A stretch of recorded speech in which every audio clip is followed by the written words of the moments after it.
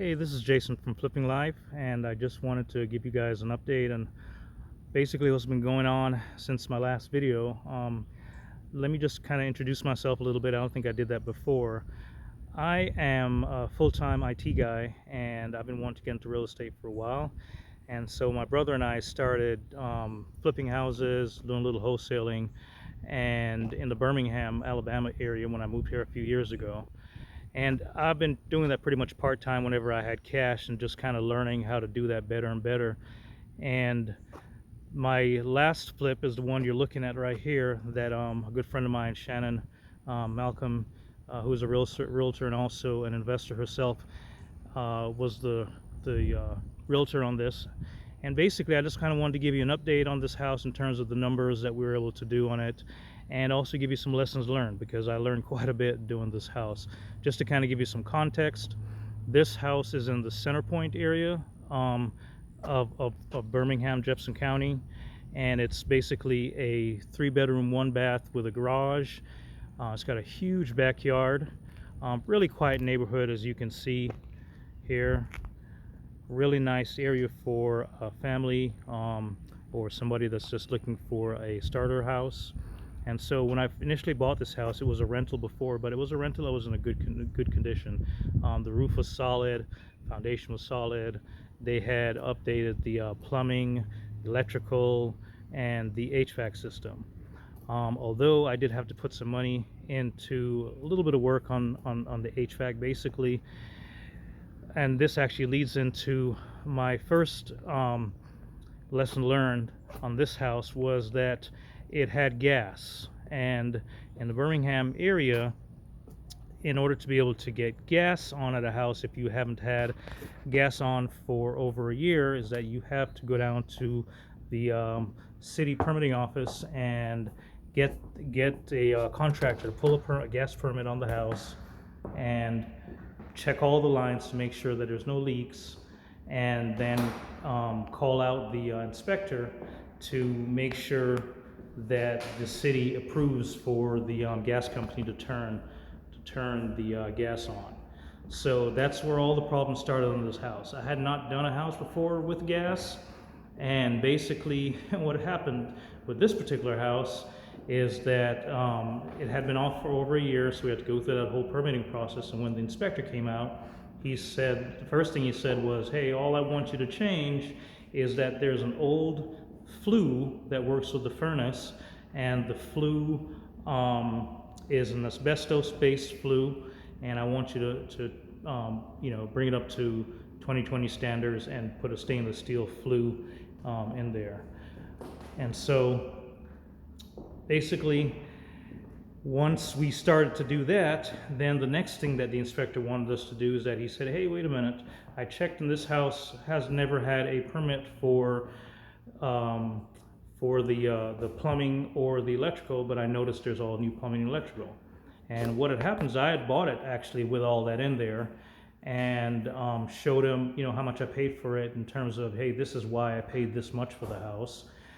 And he basically said, hey, if it's never had it, you are now the new owner, you need to pull a permit and have all that permitted. So that really threw my budget for a loop. I did not expect to have to go and get all that permitted. And so, and the time that it took in order for me to do that. So this project took a lot longer than it was supposed to. When I initially bought it, since it was in such good condition, I just thought, hey, it's going to be the exterior siding repair, paint on the exterior, all the trim paint, cleaning up the yard that had been overgrown for a little while, and getting all the utilities on to check everything, do the wood floor in there that you can see that we did, putting a new floor in the kitchen, as you can see here, painting the cabinets, putting the some appliances in here, and doing the any drywall repairs, and also finishing out the bathroom. I'll show you a little bit more about the back area here. So basically this, like I said, this is a 3-bedroom, 1-bath. And so the tile work in here is all original. It was in such good condition. I kept it. As you can see, this is the older style tub, but it was in pretty much the condition you see it here is exactly how it was. The old owner really kept this place in excellent condition. So basically, I just had the tub refinished and put a new toilet and vanity and cleaned the bathroom really well and painted it, and that was pretty much it. But it looks fantastic. But to get back to the issue with the gas is that I just never expected that the inspector would want me to put in a flue, and then that he would want to get everything permitted in here. And this actually, in this closet, this hallway closet, let me step back a little bit, that's actually where the new flue was boxed in. As you can see, hopefully on this video, this is the area where there's this is actually all new work that we did. We basically had to box in the stainless steel flue in this closet here. So one thing I learned is that, hey, if I go to buy a house again and it's got gas, the person I'm buying for, they're going to have to get the gas turned on before I buy that house, because I'm not going to buy the house, at least I shouldn't say that. I will buy the house if I can negotiate the price down, but basically I need to factor in that I may have to do additional work that the inspector is going to ask for, because the gas company is going to force me to go and get the city's approval to have that gas turned on. So I've got to be mindful of that next time I do something with gas. One, to find out if it's been off over a year. Second, to talk to the actual gas company to see if they can turn it on without needing that city inspection. And if not, then I'm not going to buy it unless I can negotiate the price with that in mind, or ask the owner to go ahead and get it turned on and have them go through the process that I had to go through basically before I buy it. But just in terms of the numbers of this house, just to kind of give you a rough rundown of that, because I always think the numbers are interesting. I like when people kind of share the overview, so you know realistically, you know, what people can make on a flip and how long it might take them to turn their money around. I bought this house all cash, paid $65,000 for it. All in, roughly, materials and labor probably cost me about $30,000. Like I said, there are a lot of extra costs that I didn't anticipate. And the funny thing is that this house went on the market probably about 6 months after I bought it, which was about 3 months later than I expected. But with Christmas, holidays, and all the inspection issues, things just took a whole lot longer. But basically, it was we put it on the market at 125, and within about 3 days we had 5 offers on it, and the highest one was for 135. But this is the second lesson that I was useful for me to learn. I knew this, but it wasn't something that I'd really experienced before.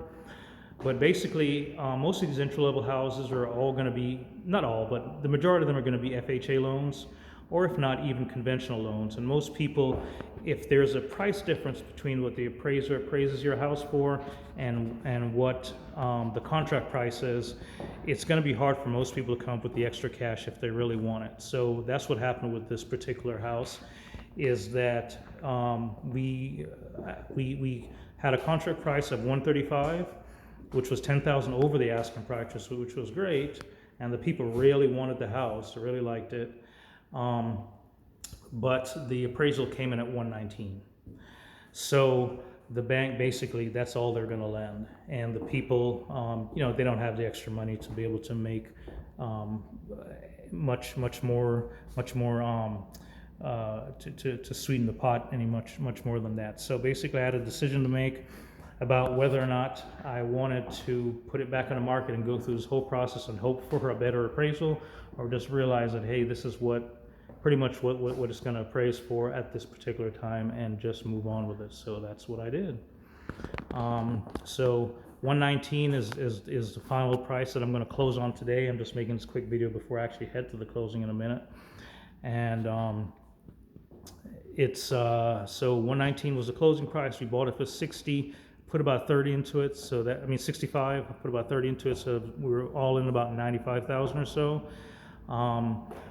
119 was the contracted price, but 109 after closing costs and realtors fees is what I was left with. So what is that? 109, 95, 14,000.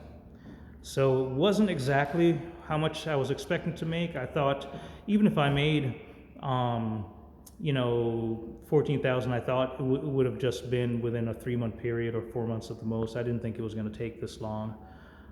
This is quite a bit longer than I think I bought it near the end of October, November, early November, somewhere around there. So it took a lot longer than I expected. And so it's one of those things where I've got to start factoring in when I look at a project, all the different things that could slow it down, because the quicker you can turn your money around, the better your return really is when you kind of just look at it objectively. So I'll give you guys an update on the next one. I'm actually working with my brother on a house that we own together in Southeast Lake, part of Birmingham, and I'll probably post a video next week on that one, kind of giving you where the state it's in right now, what we're hoping to do with it, and what we're hoping to get out of it, just to start putting some more content on this channel and to start just building a better community with people that are trying to do the same thing that I'm doing. All right, take care. If you guys have any questions, anything that you think that you want to ask or comment about, please feel free to do that, and it would be a great help to me if you would subscribe and also like this video, or even give me any tips that you think would be useful for me to be able to add in the video. All right, take care.